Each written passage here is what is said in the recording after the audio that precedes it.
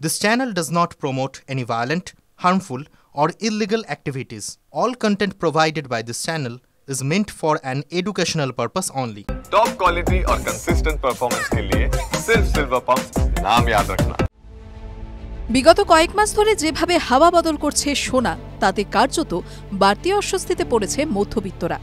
গহনা তো ছাড়, বিনিয়োগের জন্য যেন এই মুহূর্তে সোনায় হাত দেওয়া যাচ্ছে না। চড়চড়িয়ে বেড়ে চলেছে দাম। ইতিমধ্যেই কলকাতায় ৯০,০০০-এ এসে ঠেকেছে ১০ গ্রাম সোনার দর। বিশ্ববাজারেও প্রায় একই হাল।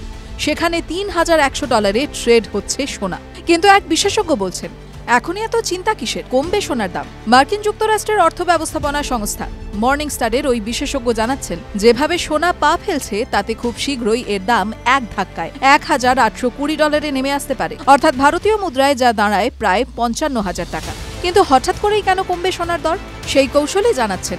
ট্রাম্পের ট্রেড হুঙ্কারের পর বিশ্বজুড়ে তৈরি হওয়া আর্থিক মন্দার শঙ্কায় অনেক দেশই সোনা মজুত করছে, যার জেরে হু করে বেড়েছে দর। কিন্তু তা এবার থামার পালা। সোনার উৎপাদন আগের তুলনায় বেড়েছে। ২০২৪ সালে এই উৎপাদনের তুলনায় দ্বিগুণ বেড়েছিল কেনার বা মজুতের পরিমাণ। কিন্তু তা এই বছর বাড়বে কিনা তা নিয়ে সন্দেহ প্রকাশ করেছেন ওই কৌশলী। তার কথায়, যে কেন্দ্রীয় ব্যাংকগুলি গত বছর ১,০৪৫ টন সোনা মজুত করেছিল, তারা এবার সেই মজুতের পরিমাণ কমাবে। সেই সূত্র ধরেই কমবে চাহিদা, কমবে দাম। অবশ্য এই কৌশলের যুক্তিকে কেটেছেন বোফা ও গোল্ডম্যান স্যাচের মতো সংস্থাগুলি।